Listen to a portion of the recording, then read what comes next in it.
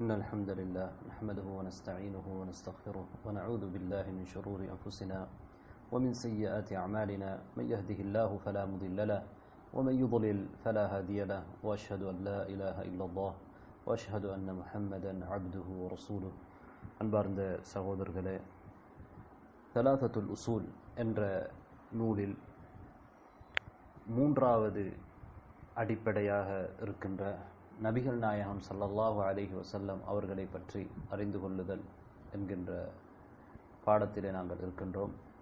சென்ற பாடத்திலே நபி அவர்களை பற்றிய சில செய்திகளை பார்த்தோம். அவர்களுடைய மதீனா வாழ்க்கை, அதே போன்று நபிகள் நாயகம் ஸல்லல்லாஹு அலைஹி வஸல்லம் அவர்களுக்கு கொடுக்கப்பட்ட அமானிதத்தை எத்தி வைத்தார்கள் என்ற விடயங்கள் போன்ற விடயங்களை பார்த்தோம். இன்றைய பாடத்திலே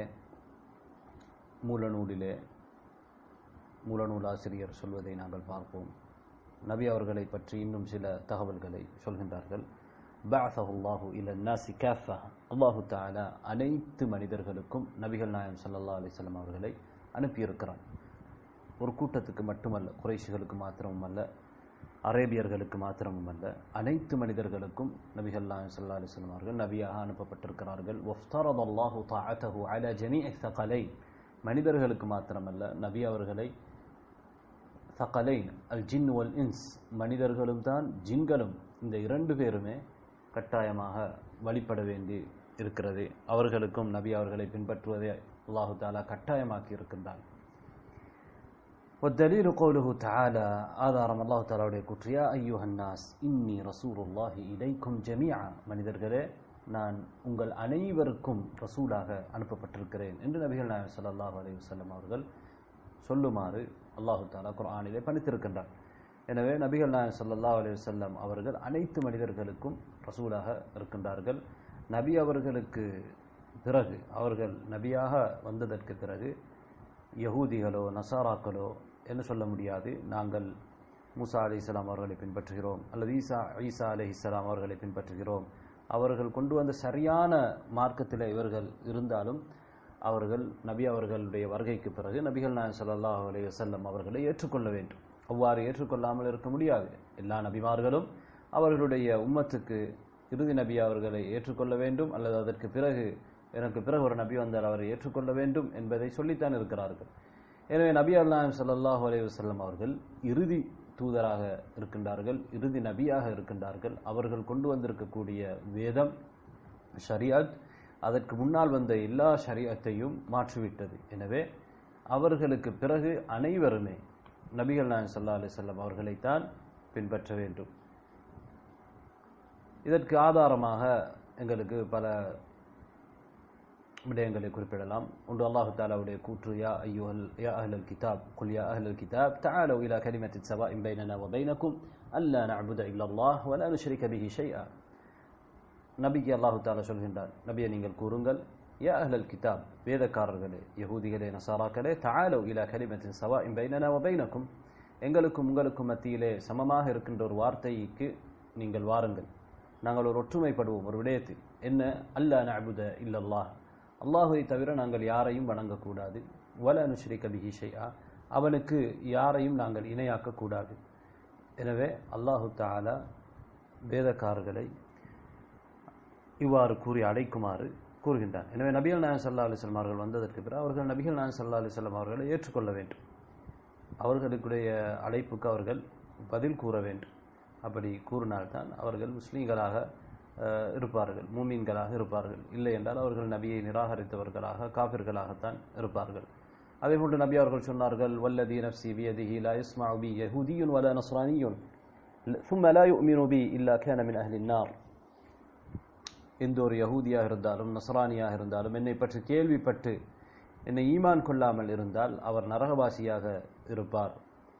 என்னுடைய ஆத்மா யாருடைய கையில் இருக்கிறதோ அந்த அல்லாஹ் மீது சத்தியமாக என்று நபி அவர்கள் சத்தியமிட்டு சொல்கின்றார்கள்.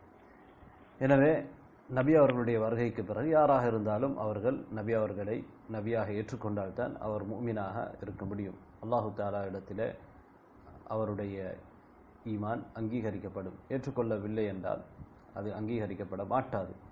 நபி அவர்கள் வருவதற்கு முன்னால் வேண்டுமானால் வேறு அல்லாஹுவால் இறக்கப்பட்ட வேதங்களை பின்பற்றி ஒருவர் இருந்து வருவாரேயானால் அவர் பிரச்சனை இல்லை, அவருக்குரிய கூலியை அல்லாஹு தாலா கொடுப்பான். ஆனால் நபிகள் நாயகம் ஸல்லல்லாஹு அலைஹி வஸல்லம் அவர்கள் வந்ததற்கு பிறகு அவர் கட்டாயமாக இறுதி தூதரை பின்பற்றியே ஆக வேண்டும். அடுத்ததாக நுமுட நூலாசிரியர் சொல்கிறார், வ அக்மல் அல்லாஹு பிஹி தீன், அல்லாஹு தஆலா நபிகள் நாயகம் ஸல்லல்லாஹு அலைஹி வஸல்லம் அவர்களை கொண்டு இந்த மார்க்கத்தை பூர்த்தி செய்துவிட்டார். நபி அவர்களுக்கு பிறகு மார்க்கத்தை பூர்த்தி செய்வதற்கு யாரும் வர வேண்டிய அவசியம் இல்லை. நபி அவர்கள் தான் இறுதி நபி. நபிகள் நாயகம் ஸல்லல்லாஹு அலைஹி வஸல்லம் அவர்களுக்கு தேவையான அனைத்தையும் அல்லாஹு தஆலா குர்ஆன் மூலமாகவும் வஹி மூலமாகவும் தெரிவித்திருக்கிறார். நபிகள் நாயகம் ஸல்லல்லாஹு அலைஹி வஸல்லம் அவர்கள் அதை எத்தி வைத்து விட்டார்கள். நபி அவர்கள் மூலமாக அல்லாஹ் தஆலா இந்த மார்க்கத்தை பூர்த்தி செய்து விட்டார். அதற்கு ஆதாரம் தலீலு கௌலுஹு தஆலா அல்-யௌம அக்மல்து லக்கும் தீனக்கும் வ அத்மம்து அலைக்கும் நிஅமதி வ ரதீது லக்கும் அல்-இஸ்லாம தீனா என்று அல்லாஹ் குர்ஆனிலே சொல்கிறார். இன்றைய தினம் உங்களுடைய மார்க்கத்தை நான் பூர்த்தி செய்து விட்டேன், உங்கள் மீது என்னுடைய நிஅமத்தை, என்னுடைய அருளை நான் பரிபூர்ணப்படுத்தி விட்டேன். வரதீது லக்குமுல் இஸ்லாம தீனா, இஸ்லாத்தை உங்களுக்கு மார்க்கமாக நான் பொருந்தி கொண்டு விட்டேன் என்று அல்லாஹ் தஆலா சொல்கிறார்.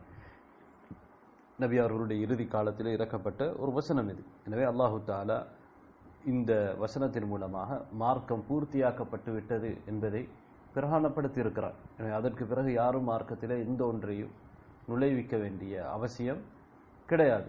இதிலே பித்அத்வாதிகளுக்கு தெளிவான பதில் இருக்கிறது. அவர்கள் நபிகள் நாயகம் ஸல்லல்லாஹு அலைஹி வஸல்லம் அவருடைய மார்க்கத்தில் இருந்து கொண்டு நபி அவர்கள் சொல்லாத, செய்யாத, நம்பிக்கை கொள்ளாத விடயங்களை செய்து கொண்டும் சொல்லிக்கொண்டு நம்பிக்கொண்டும் இருக்கிறார்கள்.